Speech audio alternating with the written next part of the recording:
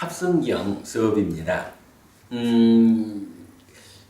근본경전연구회의 학술 세미나, 깨달음 세미나가 이제 11월 25일 날 있어요. 그래서 오늘까지 수업하고 한 3주 법회를 쉬려고 하거든요.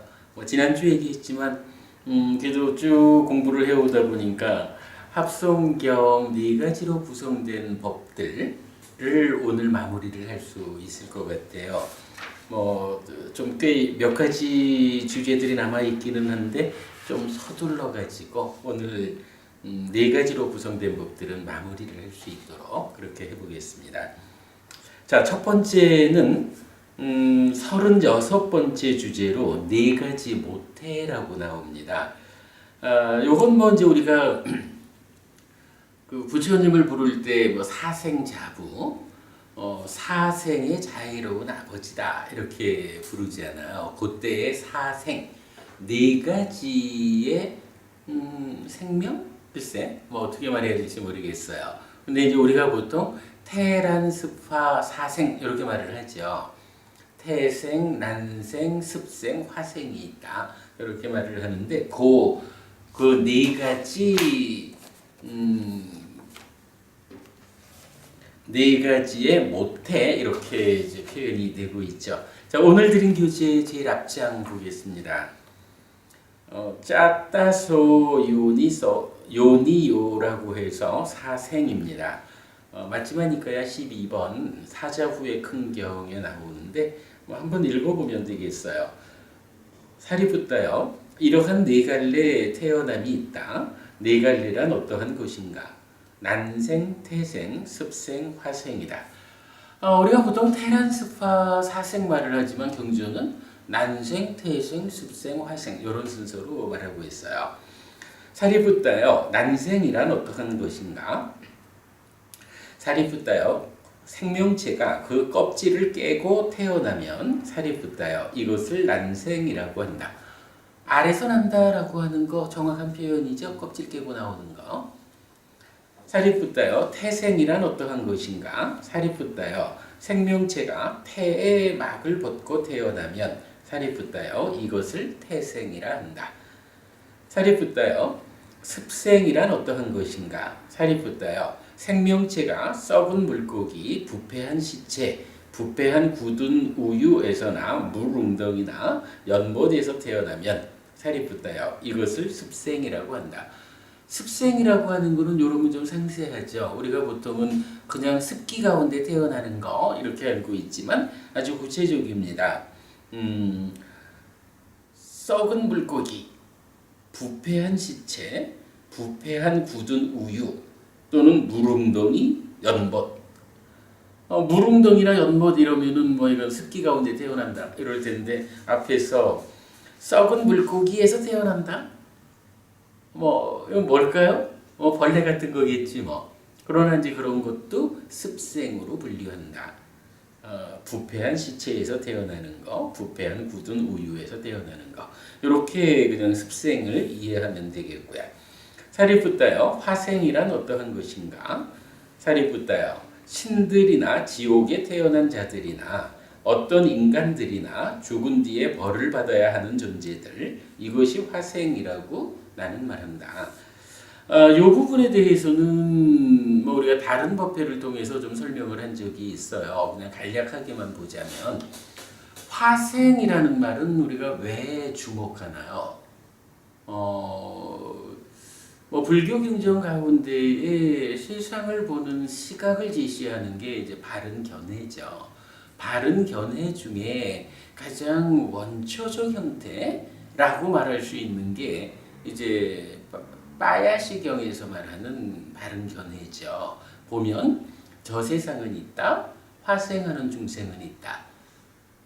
업에는 과화보가 따른다. 이래 되잖아요. 저 세상은 있다라는 게 뭔가요? 죽는다고 해서 끝이 아닙니다.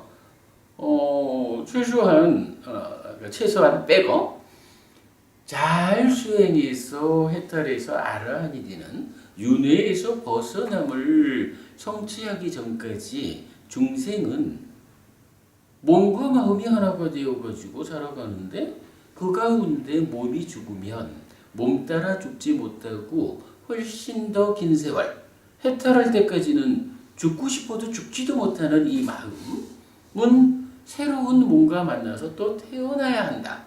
그래서 죽으면 소멸하는 것이 아니고 저 세상이 있다. 다시 태어나서 다음 생을 또 살아가야 한다. 이런 이야기죠. 그럴 때에 저 세상이라고 하는 것이 어떻게 구성되었을까?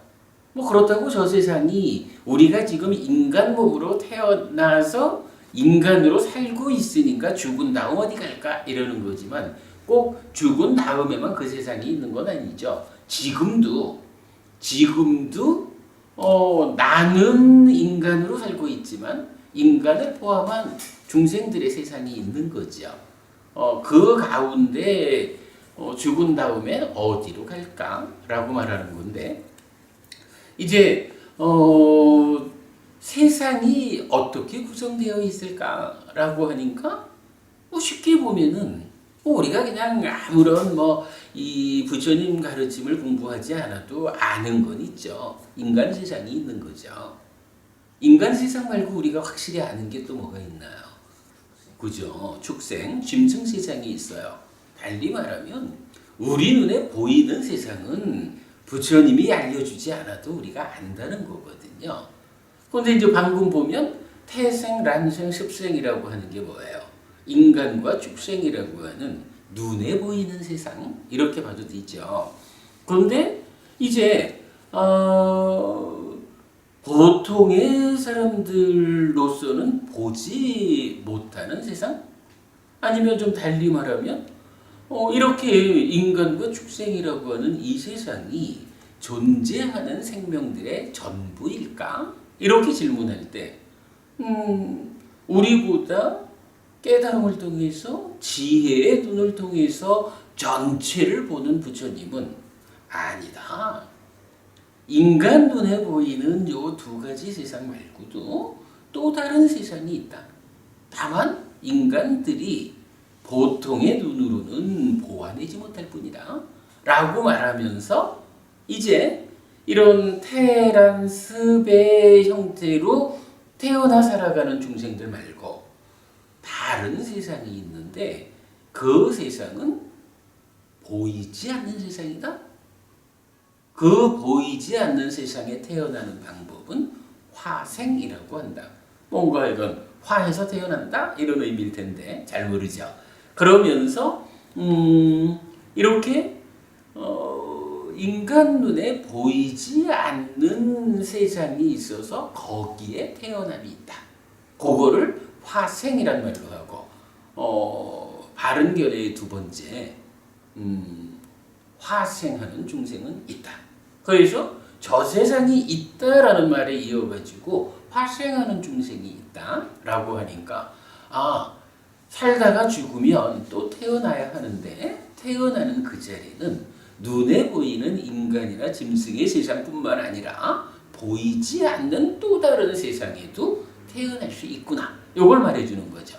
그럴 때에 화생, 보이지 않는 세상이 어떤 게 있을까? 라고 하니까 이 경에서 그걸 적응해 주는 거죠.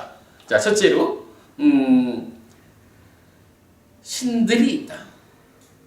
인간보다 높은 삶의 수준을 가지고 있는 하늘 사람들, 신들이 있고 아주 최악의 조건으로 살아가는 지옥 중생들이 있죠.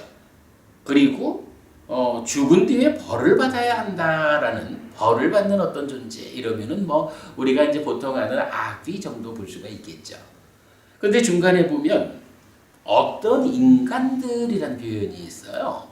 요거 사실 좀 이해하기 어려운데 우리가 이건 다른 법회를 통해서 요 부분을 그렇게 이해를 했죠. 경전에 보면 비인간, 인간 아닌 거?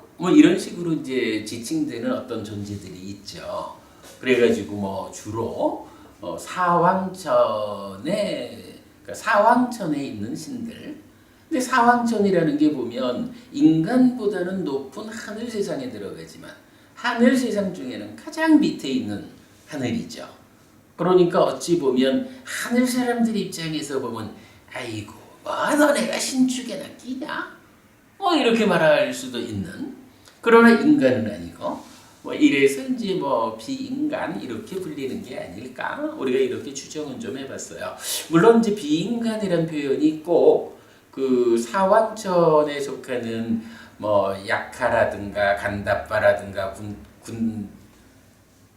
간다빠 군단바든가 그리고 용이라든가 요런 그 고사왕천의 낮은 신들만을 꼭 의미한다라고 볼 수는 없는 조금 좀 넓은 의미를 가지는 단어인 거는 같은데 사실 구체적으로는 잘 모르겠어요. 그러나 이제 비인간이라고 표현되는 게 따지자면 신축에 끼기는 좀 그런 그러나 인간은 아닌 요런 어떤 존재들을 비인간이라고 하면서 어떤 인간들 이렇게 표현한 게 아닐까라고 우리가 이해를 하고 있죠. 그렇지 않고 인간이라는 존재는 인간은 어차피 태생 중에 들어있잖아. 그런데 어떤 인간이라는 것을 그 인간 중에 누구 이런 식으로 본다면 이건 좀 해석할 수가 없는 거죠. 그래서 비인간이라고 불리는 그러니까 인간은 마누스하고 이제 비인간은 아마누사 이렇게 나오는데 인간과는 다른 인간 아닌 이렇게 나오는 그 정도를 좀 말할 수 있을 것 같아요. 근데 이제 그렇게 놓고 보면 사왕천의 신들도 일단은 화생하는 중생이죠. 그렇게 놓고 보면 이제 바른견해라는 것은 저 세상은 있는데 그러니까 죽으면 또 태어나야 하는데 그 태어나는 자리가 테란습이라는 눈에 보이는 생명들 말고도 화생하는 중생이 있어서 그렇게 되면 이제 세상이 규모가 커지죠.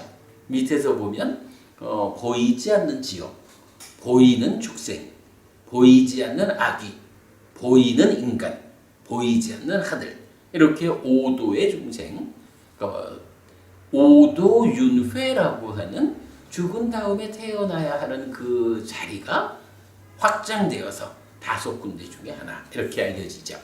그런 가운데 이제 세 번째는 업에는 과화부가 따른다라고 해서 어쨌든 저 세상이 있고 태어나는 자리가 이렇게 많은데 그 중에 어디에 태어날까라고 하니 부처님은 당연히 그 중에 그대가 원하는 곳에 태어나야 하지 않겠느냐. 그렇다면 하늘에 태어나기 위해서는 하늘로 이끄는 과화보 그러한 업을 지어야 한다. 업에는 과화보가 있어서 그대가 살아있는 동안에 어떤 업을 짓느냐에 따라서 그 업의 결과로 하늘에 태어날 수도 있고 지옥에 태어날 수도 있다. 이렇게 말해주는 거죠. 빠야수경이 알려주는 가장 원초적 형태의 바른견해죠. 이제 그런 의미를 감안해서 보면 이렇게 화생에 대한 테란습에 더해서 화생이라는 것의 의미를 아는 것은 아주 중요하다. 이렇게 보아야겠죠. 자, 첫 번째 주제 사생에 대한 이야기 이렇게 설명했습니다. 자, 그 다음에 이제 두 번째로는 그러니까 37번째 주제가 네 가지 입태라고 나와요.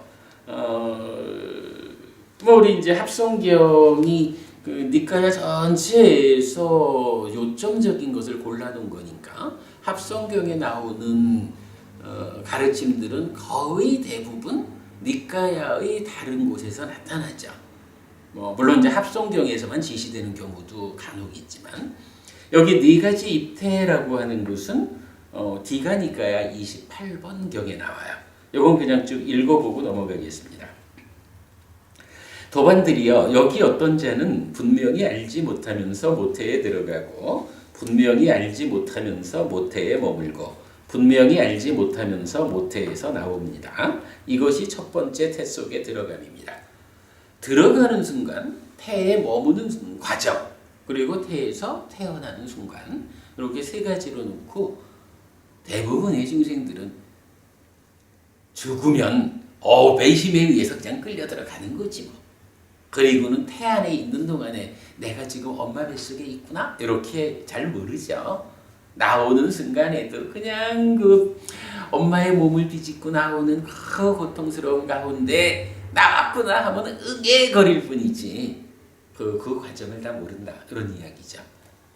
두 번째, 다시 도반들이여 여기 어떤 자는 분명히 알면서 모태에 들어가지만 분명히 알지 못하면서 모태에 머물고 분명히 알지 못하면서 모태에서 나옵니다.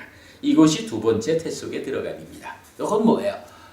살아생전에 죽기 전에 잘 수행을 해가지고 딱 죽는 수행의 힘이 마련돼 있으니까 죽는 순간 태에 들어간다라는 이때는 내가 이러한 삶을 살아가지고 이러한 업의 힘에 의해서 이러한 새로운 엄마의 뱃속이 선택되어서 들어가고 있구나 라고 안다는 거예요. 그러나 이제 들어가고 나면 어때요? 새로운 뭔가 만난 것이 엄마 뱃속에 들어간 시기 새로운 뭔가 만나가지고 새로운 삶이 시작되는데 그때는 그 환경 새로운 몸과 함께하는 상태에서 식의 그 발급이 부족해서 그때는 내가 지금 엄마 뱃속에 있다라고 알지 못한다. 이런 이야기죠. 세 번째, 다시 도반들이여 여기 어떤 자는 분명히 알면서 모태에 들어가고 분명히 알면서 모태에 머물지만 분명히 알지 못하면서 모태에서 나옵니다. 이것이 세 번째 태 속에 들어감입니다. 그래서 그래도 이제 공부하는 힘이 있어가지고 들어갈 때 알고 들어가 있는 엄마 뱃속에 있는 동안까지는 아는데 나오는 그 순간 새로운 세상을 맞이하는 이때에 평범한 인간이 되어버리는 이런 이야기겠죠. 나올 때는 모른다라는 거고요. 4. 다시 도반들이여 여기 어떤 자는 분명히 알면서 모태에 들어가고 분명히 알면서 모태에 머물고 분명히 알면서 모태에서 나옵니다. 이것이 네 번째 태 속에 들어감입니다. 부처님이 태어날 때 이러하다라는 것이 우리가 좀 알고 있는 얘기겠죠. 그런 정도 보면 될 것 같아요. 그러니까 네 가지 입태 이런 이야기 있고요. 자, 그 다음에 38번째 주제는 네 가지 자기 상태를 획득하다 이렇게 나오는데 앙구타라 니카야 니세 모음의 171번 쨌다나 수단가 의도경이란 경전입니다. 좀 이해하기 어려운 설명인데 그냥 경전 읽어만 볼게요. 도반들이요 자기 상태 성품을 획득할 때 자신의 의도가 들어가고 남의 의도는 들어가지 않는 자기 상태 성품의 획득이 있습니다. 도반들이요 자기 상태 성품을 획득할 때 남의 의도가 들어가고 자신의 의도는 들어가지 않는 자기 상태 성품의 획득이 있습니다. 도반들이요 자기 상태 성품을 획득할 때 자신의 의도도 들어가고 남의 의도도 들어가는 자기 상태 성품의 획득이 있습니다. 4. 도반들이요 자기 상태 성품을 획득할 때 자신의 의도도 들어가지 않고 남의 의도도 들어가지 않는 자기 상태 성품의 획득이 있습니다. 이 주제는 제가 아직 잘 모르겠어요. 저기 공부를 좀 더 해가지고 이해하기로 하고요. 넘어갈게요. 39번째 주제는 네 가지 베품의 청정이라고 되어 있어요. 베품, 보시하는 거예요. 보시가 청정하다라는 이야기는 내가 어떤 보시를 실천했습니다. 그런데 이 보시가 참으로 잘 베풀어진 보시여서 그 보시의 결과로 커다란 공덕을 가져옵니다. 이런 의미 정도로 이제 베품의 청정, 보시의 청정을 말하는데, 자 오늘 드린 교재 한 장을 넘겨볼게요.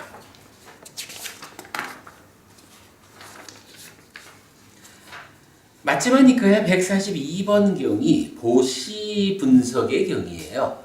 사실 보시 분석의 경에서는 중요한 많은 이야기를 해주는데 경의 끝 부분에 가면 지금 이제 합성경에서 말하는 보시의 청정 네 가지를 알려줘요. 보면 1. 보시하는 자는 청정하지만 보시받는 자는 청정하지 못한 보시가 있다. 2. 보시받는 자는 청정하지만 보시하는 자는 청정하지 못한 보시가 있다. 3. 보시하는 자도 청정하지 못하고 보시받는 자도 청정하지 못한 보시가 있다. 4. 보시하는 자도 청정하고 보시받는 자도 청정한 보시가 있다. 네 가지 보시가 있다는 거예요. 그러니까 주는 자와 받는 자가 있는데 어떤 경우는 주는 자는 청정한데 받는 자가 청정하지 못해. 이럴 때는 주는 자의 청정함에 의해서 이 보시는 공덕이 있어. 그렇게 말하는 거고요. 주는 자는 청정하지 못한데 받는 자가 청정한 경우가 있어요. 이럴 때는 받는 자의 청정함에 의해서 이 보시는 공덕이 된다. 그런가 하면 주는 자도 받는 자도 다 청정하지 못한 보시가 있어요. 어떤 경우일까? 나쁜 방법으로 벌어가지고 뇌물을 준다든가 뭐 이런 거는 주는 자도 나쁘게 벌었으니까 정당하지 못하게 벌었으니까 청정하지 못한 거야. 근데 그거를 뇌물로 준다라고 하면 받는 자 입장도 청정하지 못하잖아요. 이런 거는 공덕이 되지 못한다. 그리고 마지막 경우는 주는 자도 청정하고 받는 자도 청정해. 주는 자도 정당한 방법에 최선의 노력을 얹어가지고 재물을 얻어가지고는 이거를 아주 청정하게 살아가는 또는 정말로 그 재물을 받아야 하는 도움이 필요한 이런 사람들한테 베푼다 하면 양쪽 모두 청정하다 최고의 공덕이 된다 이런 의미예요. 그리고는 이 경에서는 마지막으로 개성을 읊어주는데 자 개성 한번 보겠습니다. 계행을 지키는 자가 계행을 지키지 않는 자에게 법답게 얻어진 것을 흔쾌한 마음으로 보시한다. 행위의 과가 높다는 믿음을 가질 때 그 보시는 보시하는 자에 의해 청정해진다. 이게 뭔가요? 계행을 지키는 자니까 보시하는 자는 청정한 거야. 근데 계행을 지키지 않는 자, 보시 받는 자는 청정하지 않아. 그래도 계행을 지키는 자가 법답게 얻어진 것, 정당한 방법에 최선의 노력을 얹어서 얻은 재물, 요거를 흔쾌한 마음으로 보시해. 그러면서 여기서 참 중요한 게 뭐냐 하면 행위의 과가 높다는 믿음을 가질 때 이러한 보시는 이러한 공덕을 만들 것이요. 내가 복된 삶을 누리고자 하면 이러한 보시의 실전이 필요해. 라고 하는 부쇼님 가르침에 대한 확고한 믿음에 의해서 보시할 때 그 보시는 바로 이렇게 보시하는 자의 청정에 의해서 청정해진다. 커다란 공덕을 받는다. 이렇게 말하는 거죠. 두 번째, 계행을 지키지 않는 자가 계행을 지키는 자에게 법답지 않게 얻어진 것을 기쁘지 않은 마음으로 보시한다. 행위의 과가 높다는 믿음을 가지지 않을 때 그 보시는 보시받는 자에 의해 청정해진다. 그러니까 주는 사람은 마지못해 내가 참 이러이러하게 좀 안 좋은 방법으로 돈을 벌었고 돈에 욕심은 나고 그러는데 어쩌다가 부처님 말씀을 들어보니까 이렇게 돈을 벌었다라는 상태로 머물러 있다가는 내가 나중에 큰 코 다치겠어. 아무래도 아깝기는 해도 그래도 내가 이거를 누군가 정말로 청정한 삶을 살아가는 분에게 보시하는 일을 해야 그래도 마치 보험 들듯이 그죠? 마치 보험 들듯이 나의 미래가 많이 나쁘지 않을 것이야. 뭐 이런 마음으로 보시하는 사람도 있죠. 그러나 그런 마음으로라도 청정한 사람, 올바른 사람에게 보시를 하면 보시를 받는 자의 힘에 의해서 이 보시는 복을 만든다. 이렇게 말하는 거예요. 세 번째, 계행을 지키지 않는 자가 계행을 지키지 않는 자에게 법답지 않게 얻어진 것을 기쁘지 않은 마음으로 보시한다.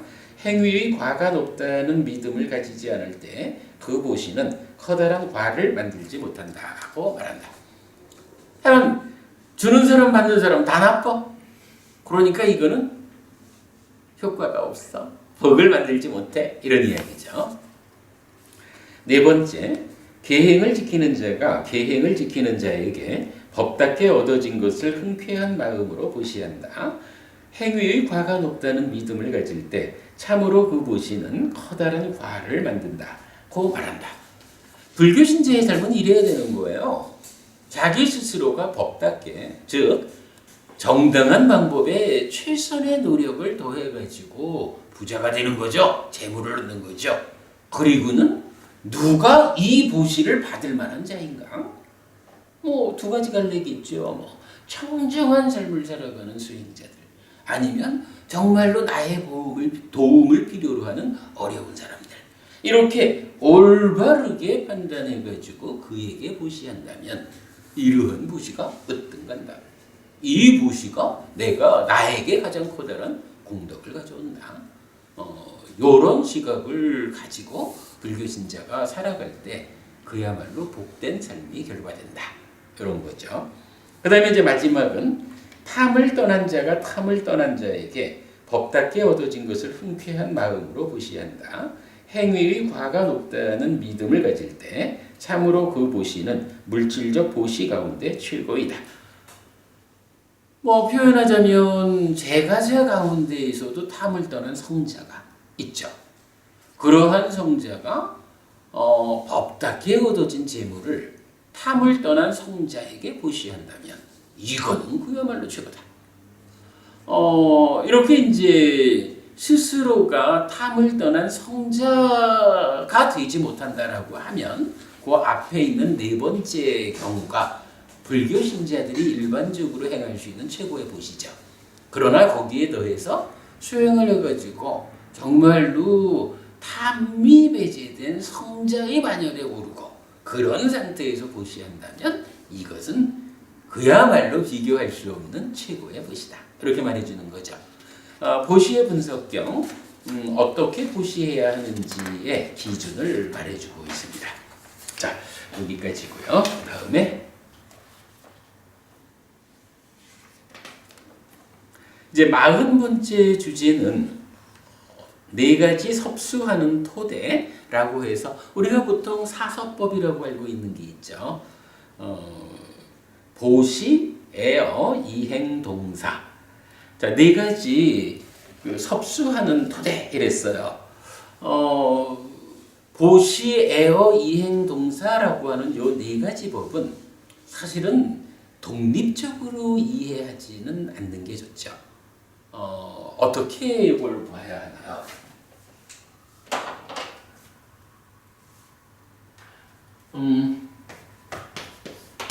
어차피 내가 남과 함께 살아가는 거죠.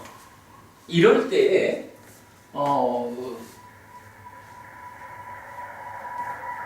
앞에도 본 거지만 업이라고 하는 것이 과와 보를 만드는 거죠. 업이 과와 보를 만들기 때문에 남이라고 하는 존재는 사실은 대상이요. 내가 행복할 것이냐, 삶을 향상할 것이냐라는 것은 내가 어떤 업을 지어가지고 어떤 과, 어떤 보를 만들 것이냐. 이게 중요하지 남이 나한테 어째서 하는 것은 2차적이거든요. 그래서 내가 어떤 업을 남에게 지을 것이냐. 요 개념으로 일단 보아야 되는 거예요. 자, 이럴 때 나는 어떤 측면에서 봐야 할까요? 내가 남과의 관계에서 업을 짓는다, 행위를 한다 라고 할 때는 기본적으로 마음의 측면하고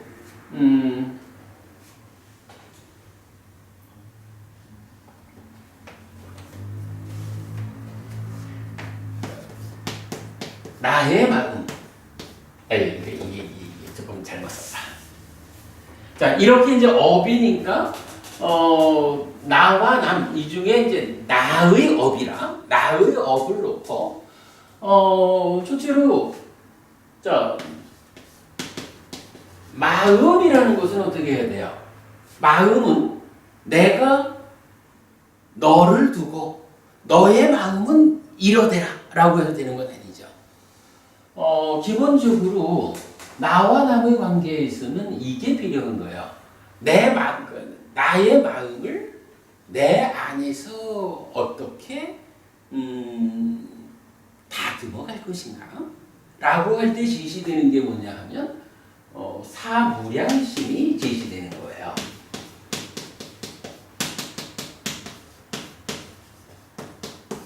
사무량심 해가지고 뭔가요? 자, 비, 히, 사. 자, 기본적으로 내가 어떤 업을 지을 것이냐 남에게로 이럴 때 우선은 너에게 직접적으로 작용하는 어떤 것보다는 내 안에서 내 마음이 어떤 마음으로 있어야 할까?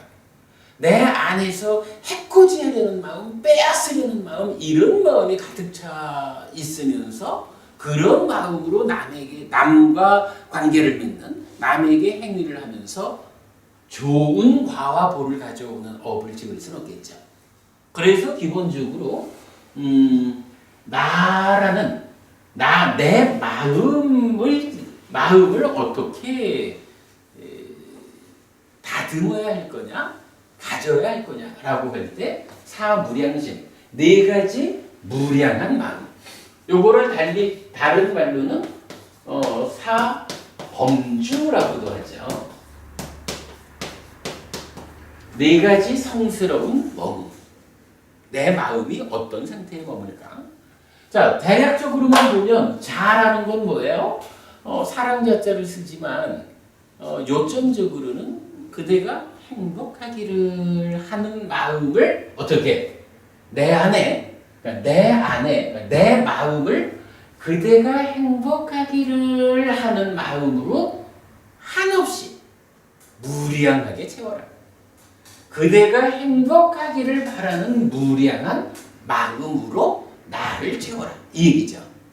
또는 그대가 행복하기를 일하는 그러한 성스러움에 내 마음이 머물러야 한다. 이렇게 말하는 거예요.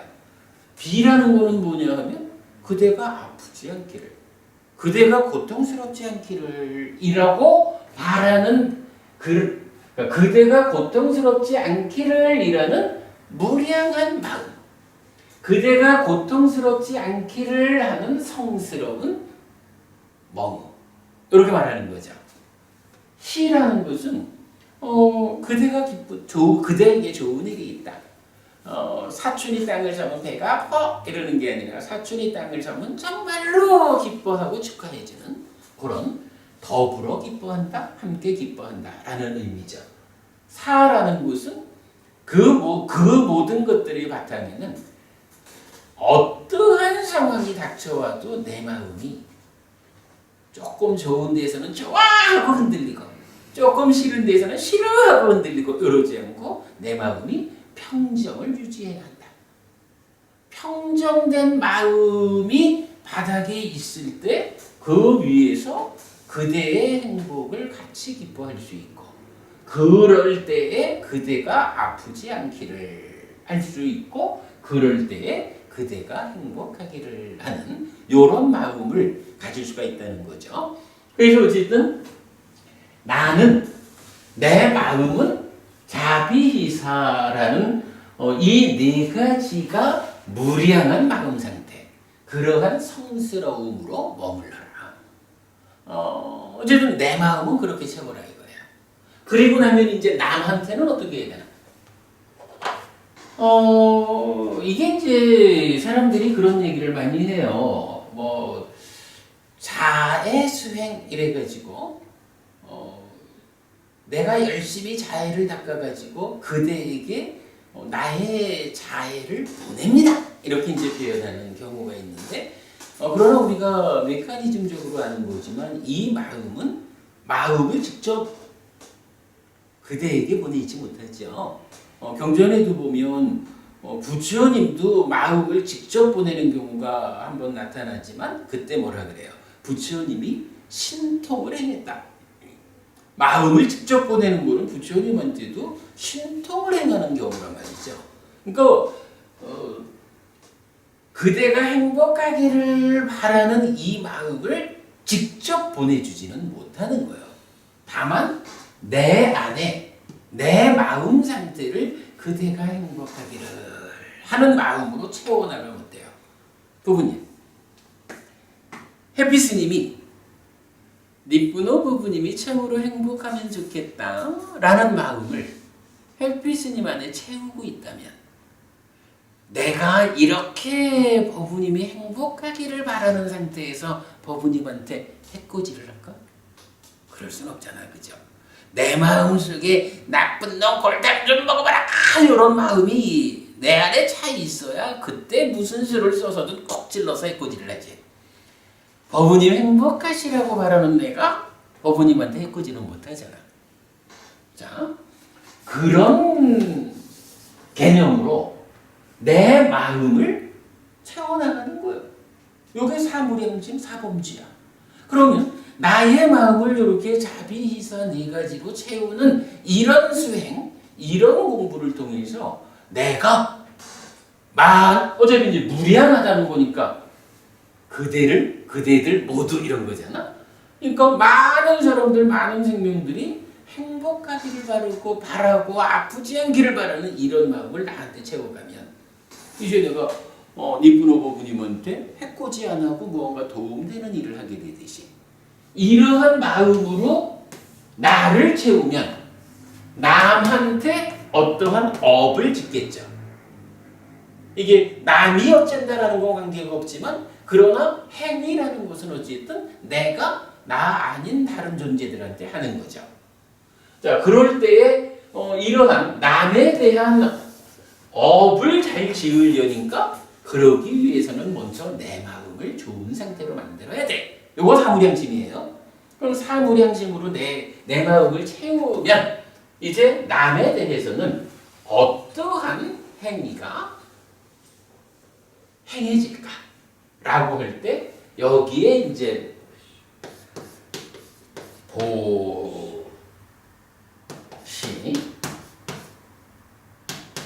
보시라고 해서 일단 베푸는 일이 행해지는 거죠.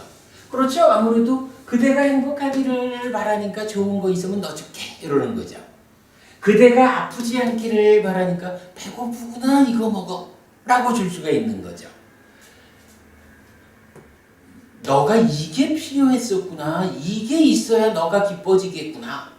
아이고 내가 이거를 너한테 주면 네가 기뻐하면 나도 같이 기쁘겠지. 이런 마음들이 안에서 받쳐줄 때 베푸는 일이 가능해지죠. 요거 보시라. 이어가지고 이렇게 베푸는 일을 하는 사람은 그 사람한테 어차피 이제 행위라고 하는 것은 신구의 상업이잖아. 의업에 속하는 마음, 의업에 속하는 일들을 내 안에 채웠다면 이제 신업과 구업, 몸과 말의 행위를 통해서 다른 사람에게 전달을 하는 거잖아. 그 중에 첫째가 베푸는 거였다면 그 다음에는 말로 하는 행위죠. 늘 버부님이 행복하기를 바라니까 버부님한테 친절하고 상냥하고 이익되는 말을 하겠지 뭐. 이런 거 애어죠. 그 다음에 말만 그러는 게 아니라 실질적으로 몸을 움직여서 어떤 행위를 할 때도 무언가 그래도 버부님이 힘들어하면 거들어주고 이런 거겠죠. 그리고 이러한 몸과 말의 행위를 통해서 남에게 도움되는 업을 해서 좋은 과보를 만드는 일의 꼭대기에는 이제 동사라고 불리는 게 있어요. 뭐 같은 행위를 한다? 뭐 함께 한다? 이런 의미가 되죠. 이렇게 보시에어 이행 동사의 네 가지를 뭐라고 부르냐 하면 사섭법이라고 불러요.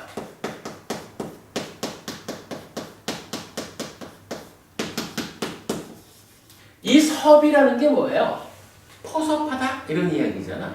이것을 표현을 바꾸면 네 가지 꼬시는 법이요.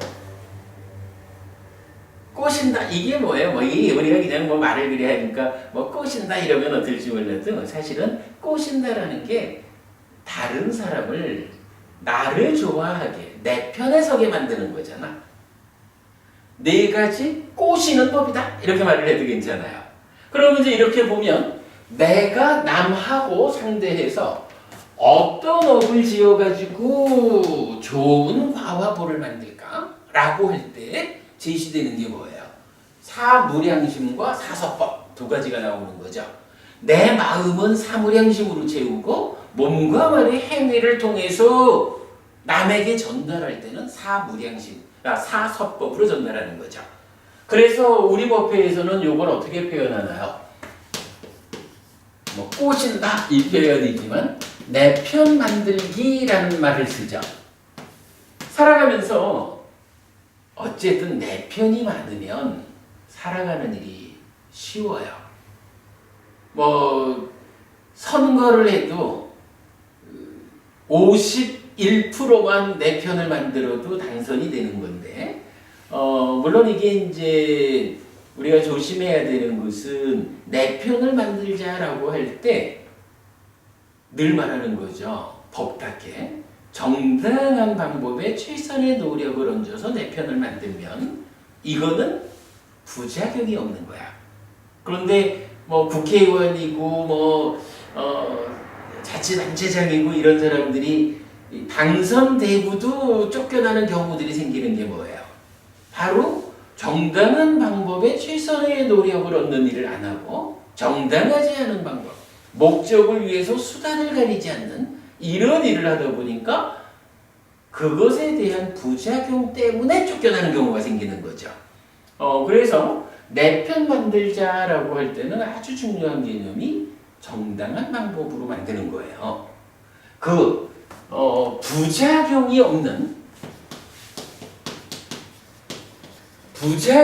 없는 내 편을 만드는 그 방법, 그 정당한 방법을 이제 경전은 뭐라고 말해주는 거예요?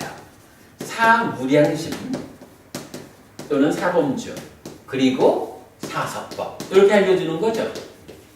우리가 약간 새출발법회를 통해서 많이 강조하는 거지만 어쨌든 우리가 살아가면서 혼자 살 수는 없는 거예요. 혼자 사는 일은 참 외롭고 힘들어요. 그래서 누군가와 더불어 함께 살아가야 되는데 함께 살 때에 나한테 정말로 도움되는 사람들과 함께 살 수 있으면 이 삶은 행복해진다고. 그런데 혼자 살 수 없어서 누군가와 같이 살기는 해야 되는데 이게 나한테 도움되기는커녕 회방되는 사람들과 함께 살아야 한다라고 하면 어떻게 해요? 그만큼 사는 일이 고달파진다고.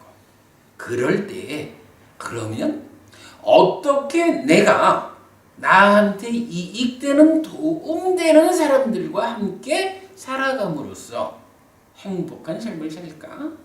여기에 대한 답을 우리는 이렇게 말할 수가 있는 거라. 부작용을 초래하지 않는 내 편을 만들어가지고 그들과 함께하면 된다. 그때에 부작용 없이 내 편을 만드는 방법이 무엇일까? 여기에 대해서 부처님은 그대의 마음을 사무량심으로 채우시오. 그리고 사무량심으로 가득한 마음을 가지고 다른 사람들에게 보시에어 이행 동사라고 하는 사서법의 실천을 통해서 다른 관계를 맺으면 그야말로 부작용 없는 내 편이 만들어집니다. 그러면 사는 일이 쉬워집니다. 이렇게 말하는 거죠. 네, 사서법에 대한 이야기 그렇게 알아본 거로 하고요. 그러면서 이 중에 오늘 드린 자료 한 장을 더 넘겨볼게요. 힘경이란 경전이 있어요.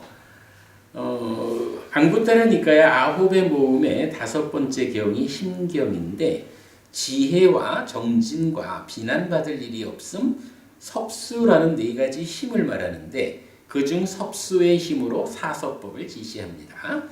비구들이여 그러면 어떤 것이 섭수의 힘인가? 비구들이여 네 가지 섭수하는 행위가 있나니 보시에어 이행 동사이다. 비구들이요.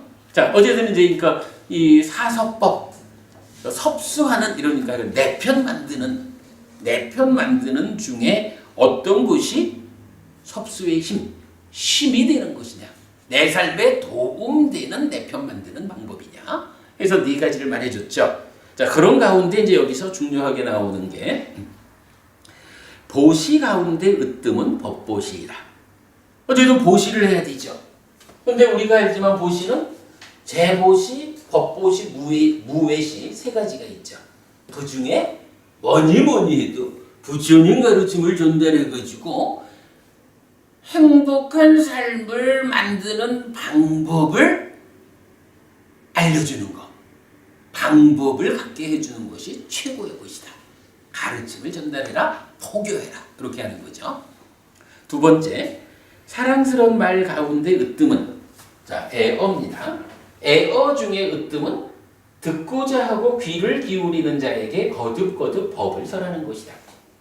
사랑스러운 말, 도움되는 말을 하는 것 중에 으뜸은 뭐니 해도 상대방이 귀 기울여 들으려고 할 때, 귀 기울여 들으려고 하는 사람에게 거듭거듭 법을 설하는, 거듭거듭 법보시를 하는 이게 사랑스러운 말, 이익되는 말의 최고다. 이렇게 말을 해요.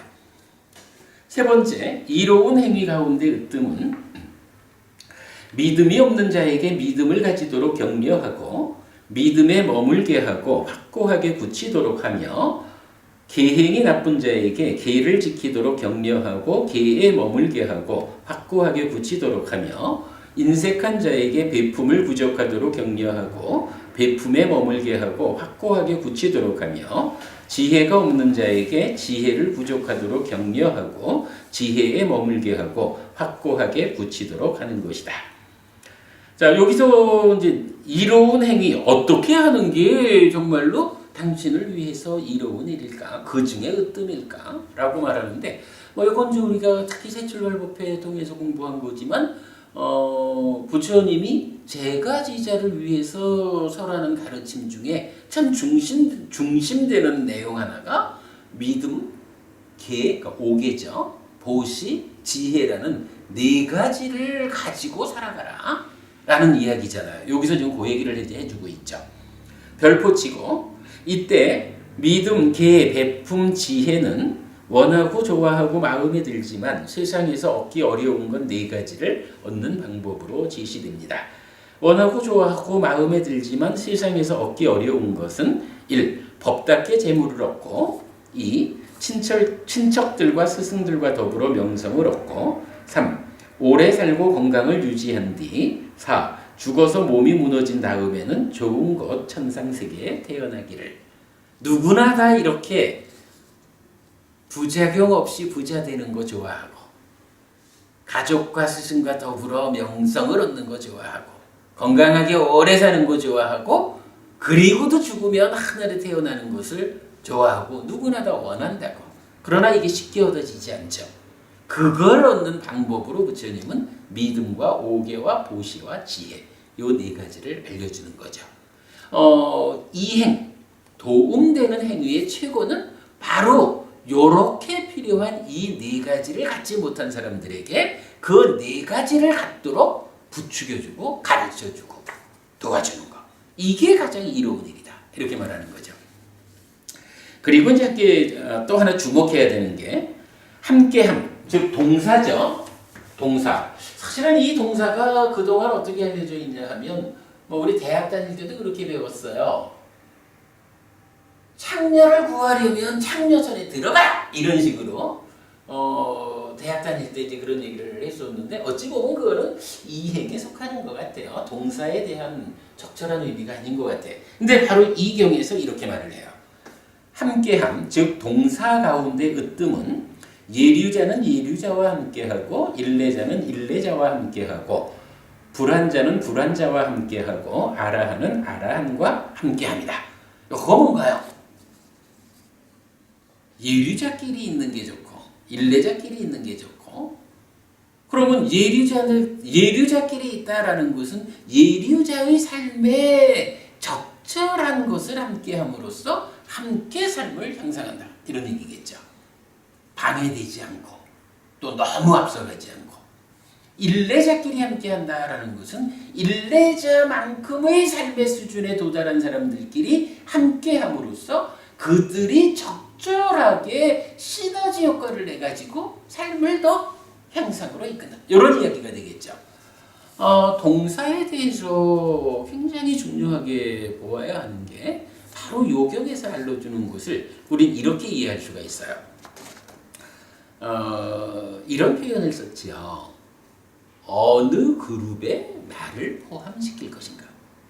법부님 생각해 보자고요. 법부님 술을 잘 못하잖아요.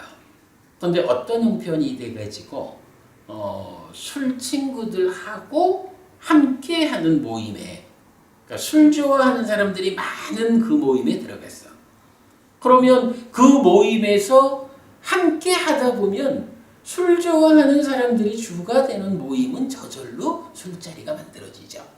아무리 고부님이 술을 안 좋아한다 해도 술 마시는 사람들의 그 그룹에, 그 모임에 속해버리는 순간 어떻게 돼요? 거기에 시간이 더해지다 보면 법부님도 어느새 술 마시는 사람이 되어 있다고요. 어느 모임, 술 마시는 모임에 나를 소속시키면 나도 술 마시는 사람들과 함께 한쪽 길로 가고 있다고. 등산 모임에 간다. 순수하게 등산 모임. 요새는 등산 모임이 좀 부작용이 있는 것 같은데 그런 거 말고 순수하게 등산 모임에 참여를 한다라고 하면 그저 그들과 한 모임에 있다. 그들과 함께 소속되어 있다라는 이것에 의해서 시간이 더해지면 어떻게 해요? 건강한 몸을 갖게 된다고요. 그렇게 봐야 되겠죠. 봉사하는 모임에 들어갔다. 내가 아무리 그야말로 자비심도 잘 갖지 않은 사람이다라고 해도 봉사하는 일을 통해서 다른 사람들의 아픔을 치유하고 그들의 행복을 거들어주는 이런 자리에 내가 함께 있으면 어떻게 돼요?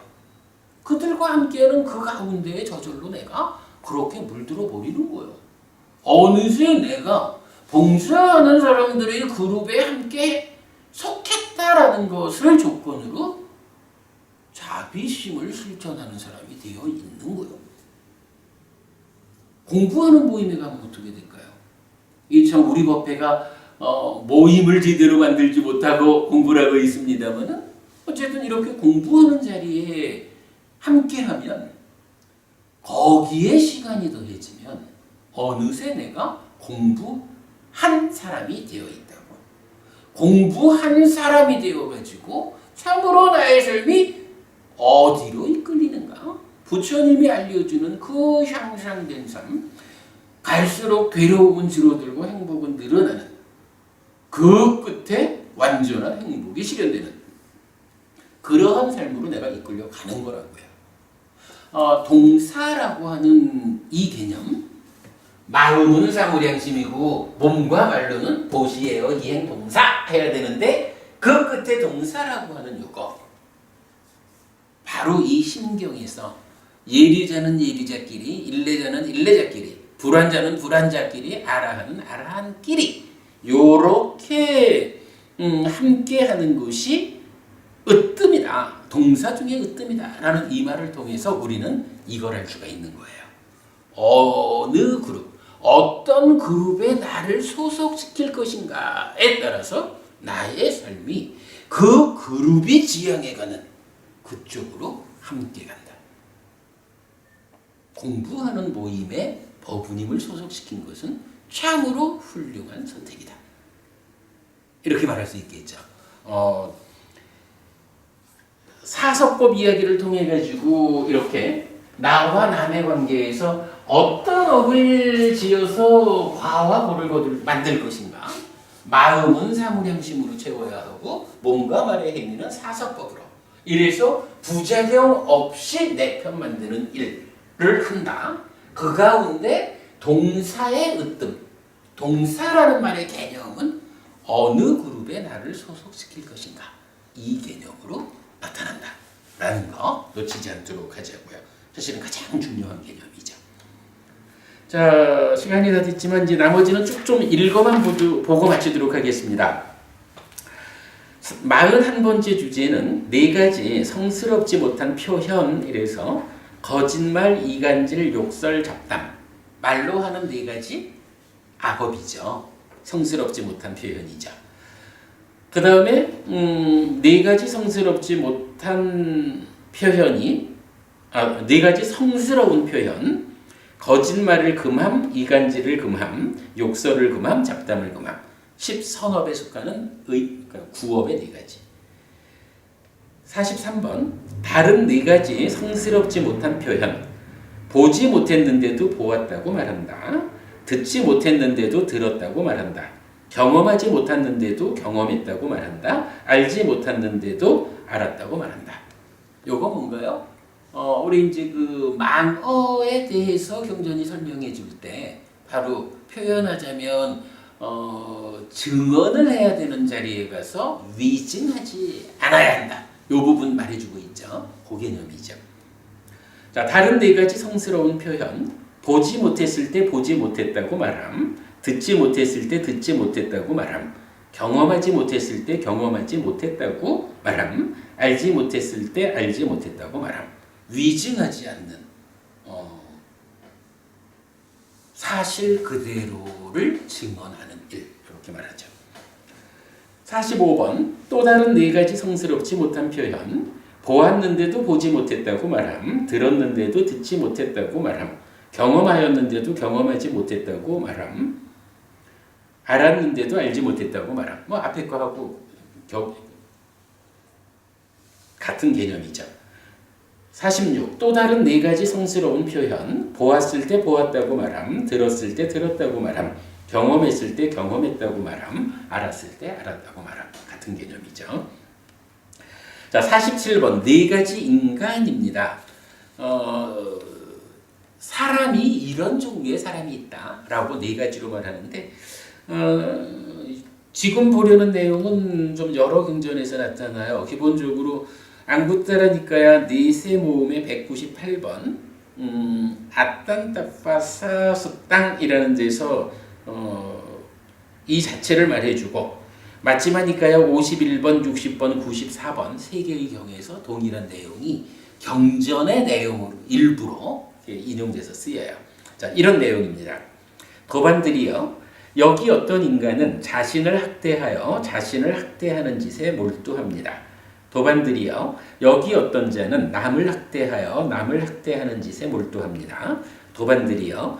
여기 어떤 사람은 자신을 학대하여 자신을 학대하는 짓에 몰두하고 남을 학대하여 남을 학대하는 짓에 몰두합니다. 도반들이요. 여기 어떤 자들은 자신을 학대하지 않아서 자신을 학대하는 짓에 몰두하지 않고 남을 학대하지 않아서 남을 학대하는 짓에 몰두하지 않습니다. 그는 자신을 학대하지 않고 남을 학대하지 않으며 바로 지금 여기에서 갈증이 풀리고 삼독의 불이 꺼지고 시원하게 되어 행복을 취득하고 스스로 고결하게 되어 머뭅니다. 뭐 여기에서 어떤 게 자기를 학대하는 거고 어떤 게 남을 학대하고 하는 것은 이제 요 관련 경전들에서 상세하게 설명이 되는데 오늘은 넘어갑시다. 오늘은 마무리를 해야 돼서 넘어가기로 하고 자 48번 다른 네 가지 인간이라고 해서 앙구타라니까야 네세 모음의 96번에서 설명되는 라가 위나야 땅 탐의 제어경입니다. 도반들이요. 여기 어떤 인간은 자신의 이익을 위해서 돌을 닦지만 남을 위해서는 돌을 닦지 않습니다. 2. 도반들이요. 여기 어떤 인간은 남의 이익을 위해서 돌을 닦지만 자신의 이익을 위해서는 돌을 닦지 않습니다. 3. 도반들이요. 여기 어떤 인간은 자신의 이익을 위해서도 남의 이익을 위해서도 돌을 닦지 않습니다. 4. 도반들이요. 여기 어떤 인간들은 자신의 이익과 남의 이익을 위해서 돌을 닦습니다. 했는데 요 네 가지 경우도 관련 경전을 뭐 뒤에 참고하기로 하고요. 그 다음에 49번 또 다른 네 가지 인간이라고 해서 상류다니까야 3번 상류다의 21번째 경이에요. 뿌깔라 숫다 인간경인데 어둠에 있는 자가 어둠을 태어날 곳으로 가짐. 어둠에 있는 자가 밝음을 태어날 곳으로 가짐. 밝음에 있는 자가 어둠을 태어날 곳으로 가짐. 밝음에 있는 자가 밝음을 태어날 곳으로 가짐. 예를 들면 지어가기 축생 이러면은 뭐 표현하면 좀 어두운 나쁜 곳이잖아요. 근데 그 나쁜 곳에 태어나 살고 있어도 그들이 영원히 거기에만 머무는 건 아니죠. 참 인간으로 올라오는 일이 무지하게 어렵다라고는 하지만 어쨌든 윤회하는 삶의 과정에서 어떤 조건들의 만남에 의해서든 올라오게 되죠. 그러니까 어두운 곳에서 죽어가지고 또다시 어두운 곳에 태어나는 사람, 그런 존재도 있고, 또는 어두운 곳에 비록 지금 있지만 밝은 곳으로 나아가는 사람, 존재도 있고, 또는 지금은 아주 좋은 조건에 살고 있지만 죽은 다음에는 어두운 곳으로 퇴보하는 존재도 있고, 지금도 좋은 조건 밝게 살고 있지만 죽어서도 또 더 밝은 곳으로 태어나는 뭐 이런 네 가지가 있다라는 거예요. 보자 이게 제가 좀 설명을 조금 잘못하기는 했다. 이게 뭐 지옥부터 천상까지 오도 모두를 놓고 비유한 게 아니라 그냥 인간 중에 보면 좀 어려운 형편에서 살다가 죽은 다음에 또 어렵게 태어나는, 어렵게 살다가 죽은 다음에는 좋게 태어나는, 뭐 이런 차이로 이제 그러니까 인간을 넷으로 나눈 거예요. 그렇게 좀 수정하고, 그 다음에 이제 마지막 50번은 또 다른 네 가지 인간해서 동요하지 않는 사문, 청년과 같은 사문, 백년과 같은 사문, 지극히 미묘한 사문 이랬는데, 자 오늘 드린 교재 한 장을 더 넘겨보면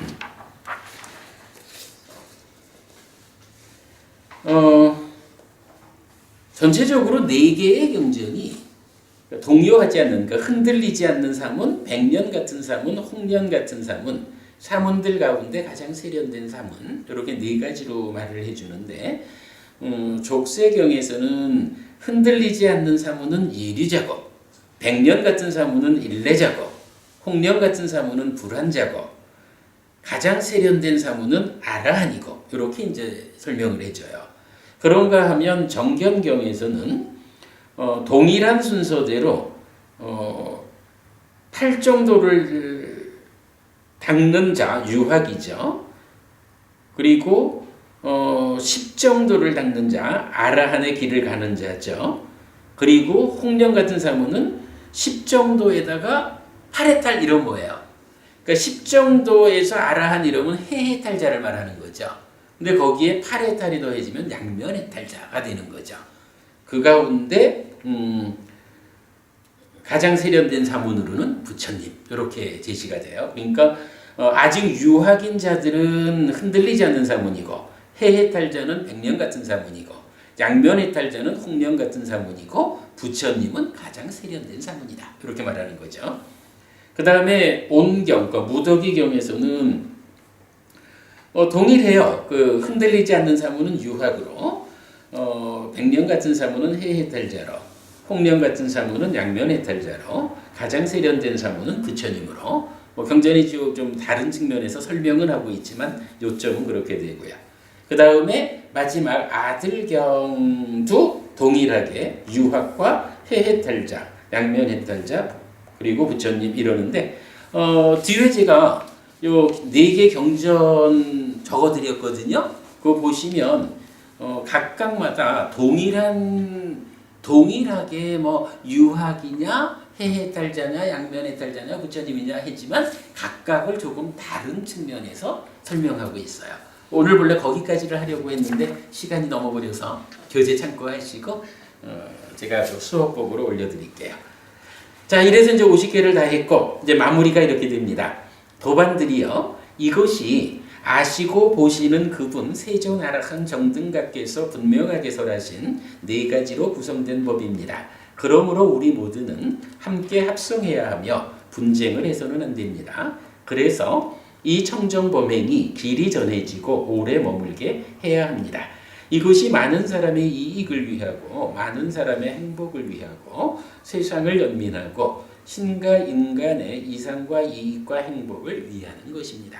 라고 해서 이제 우리가 32주가 되나 33주가 되나 긴 시간 거쳐가지고 4가지로 구성된 법을 오늘 마쳤어요. 3주간 좀 쉬었다가 5가지로 구성된 법들 공부 들어가도록 하겠습니다. 오늘 수업 여기까지 합니다. 수고하셨습니다.